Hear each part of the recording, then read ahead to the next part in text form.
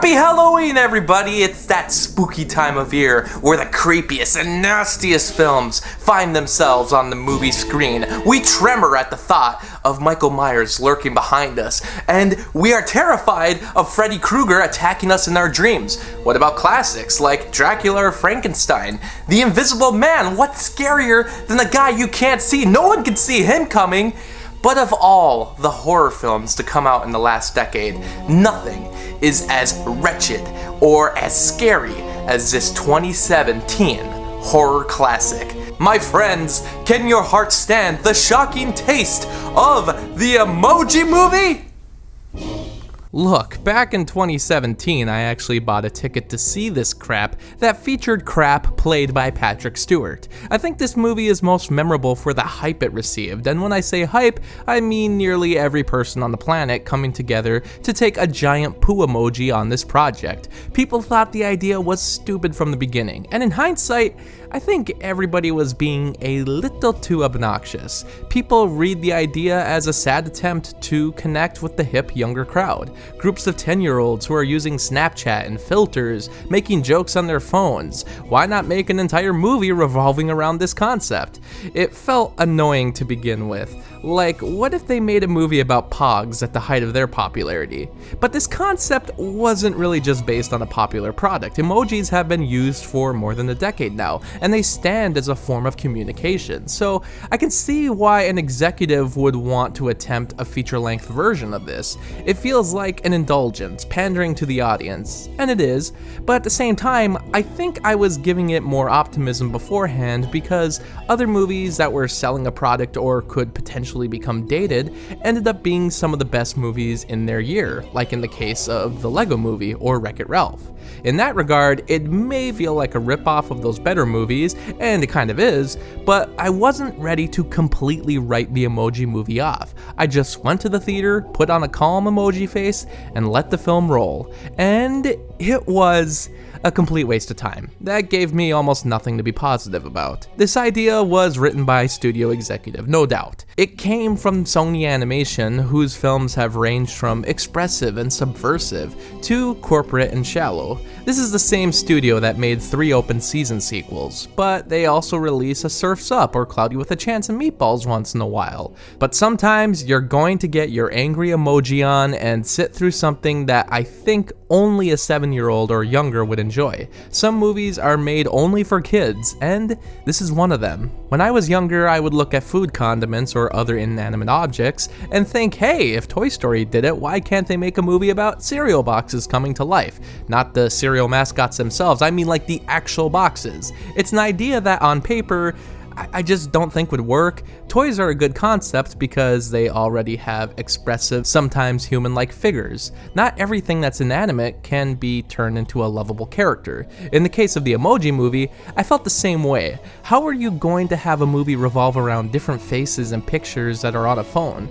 Well, this movie is so creative that it does the bare minimum. The emojis have legs and arms, but when the kids on the phone see them, they look like our everyday emojis. That's kind of how Wreck-It Ralph worked. The movie would show a giant big universe within the game, with lots of details for our characters to live in, while being dictated by the larger form, which are human children, who see the characters completely different. The Emoji Movie has the humans in a godlike position again, but the emojis, for being a literal expression, don't really have a creative way to design them within the world. Even their world isn't that beautiful. When they travel to different apps, they look exactly how you would expect if you were looking at a phone screen. It sounds logical, but it's not fun. In Ralph Breaks the Internet, the World Wide Web isn't presented like a web page. It looks like a physical place that's jam-packed with little jokes and details. With Emoji Movie's lack of creativity, it becomes a boring watch that doesn't manage to have lovable or good-looking characters, and the color scheme is just tasteless. It's bright to distract the young ones, and even when they do try to design something to look like a beautiful skyline or to make it look like a city, it just comes across as not fully thought out. If it's a bit of an ugly movie, hopefully the characters will at least be enjoyable. But they're not. They have no personality for being literal representations of emotions. We follow a guy named Gene, who is a meh emoji, but he hasn't been able to quite nail down the meh persona, as he constantly jitters through different facial expressions. This causes the phone to appear as if it's malfunctioning, as this messed up emoji determines what the girl's reaction is to this boy's text. Everything in this forthcoming relationship is hell-bent on one emoji, and you'd think that'd be a pretty good angle to come from, right? About the sad notion of people reading each other's personal feelings through text, not having any kind of face-to-face interaction, but it doesn't really touch upon it in an interesting way. It's just, hey, kids are always on their phone, and that's the world we live in now. When Gene messes everything up, the phone's owner believes the device is malfunctioning, so he decides to bring it in to get wiped, which causes havoc within the phone world. This smiling character played by Maya Rudolph shows up, deciding that it's best to terminate Gene. I think this character is meant to be funny, but it comes off as uncomfortable and lazy. But on this rewatch, I kinda sympathize with her. She's just trying to save the world by deleting a potential glitch in the system. She's the hero! But she just looks so ugly. God, all these characters do, and I haven't even gotten to High Five. Yikes. I get it. It's meant to look like a hand, but it just looks so gross and unappealing. And yet this character doesn't get additional arms, but it still has legs. But why does it also have a face? It's not like the emoji itself does. What are the rules to this world anyway? Everybody has eyes and a mouth, sometimes, but only some of the faces end up on the screen itself. And even then, the high five has a bunch of finger puppets, so where does he get those? Like at a store? Is there a store within the phone? Is it the App Store? I don't know, they don't really make a joke about it. He talks about collecting them in the 80s, but how could he have any kind of existence before the 2000s? Seriously, it's one of those movies where you just question the world building the entire time you're watching it, and all the strange rules, and how a phone can get slowly deleted yet be saved at the last second from a complete wipe. If you know anything about technology, it just doesn't work that way. And when they go through the apps, some of them are just straight up promotion, like the extended Candy Crush sequence, which is explaining the rules to us like an in-game instruction manual. Some of the apps, like Spotify, are just music waves, so they ride them like waves, which isn't as much of a spectacle as it possibly could be. The keyboard is shown to be a workstation, set up like Hollywood squares, but that just makes me question how the workday goes. I know there are multiple of the same emoji living in this world, all filling in once in a while, but how do they know when they have to go to work? Or do they just stand around all day, ready to be touched by the hand of God? The donut emoji has baby donut holes, but how can an emoji have babies? What's the baby's purpose in this world? Are they just gonna grow up to be donuts?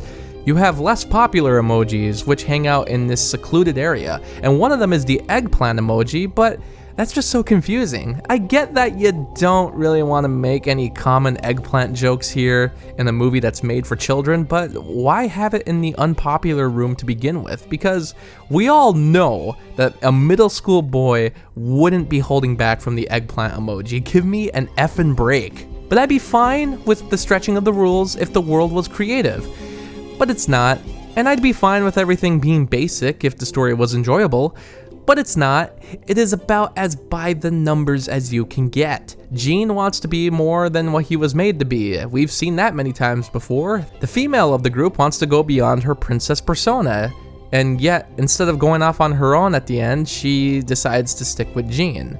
Okay, they have this last second misunderstanding, and you get so bored. The high five is just James Corden playing James Corden again, which I guess I'll accept, because I do like James Corden, and as long as he's not doing some kind of weird rendition of Under Pressure. Patrick Stewart plays the poo emoji, and it's not nearly as funny as you'd think. There's really no call to attention that it's him playing the part, so you can't really call it an extended cameo. He's just there. It just feels like a fever dream at times. It feels like a fake movie you'd see on Parks and Recreation or a trailer before Tropic Thunder. It doesn't feel like this movie could have been anything but a joke, yet we have a feature-length film that is trying to tell a story, and besides literally one funny joke involving emoticons who are considered elderly in this world, there's nothing else that's funny or memorable. It's only been 2 years, but I have forgotten the majority of this flick, and believe me, if you've seen it, you would know that it's almost too simple of a plot to forget.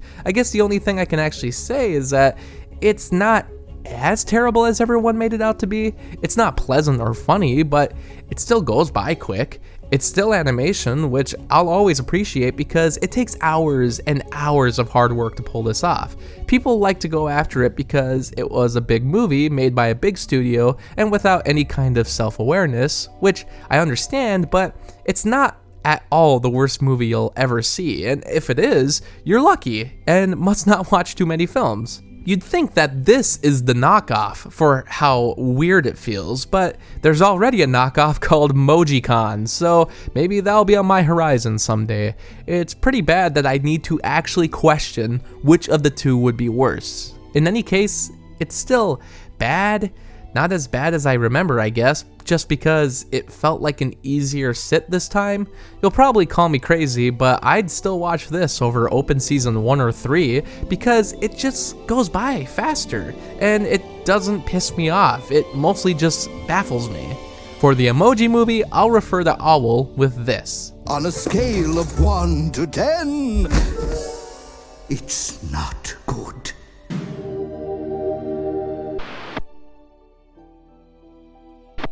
Thanks to Ryan for this Patreon request, and thanks to all my Patreon supporters. For only $7, you can get your own monthly movie review. Ask me to review anything I haven't already. There's also other perks like blogs, exclusive videos, and early access. You can also follow me on Facebook, Twitter, and Instagram. And thanks so much for watching this video.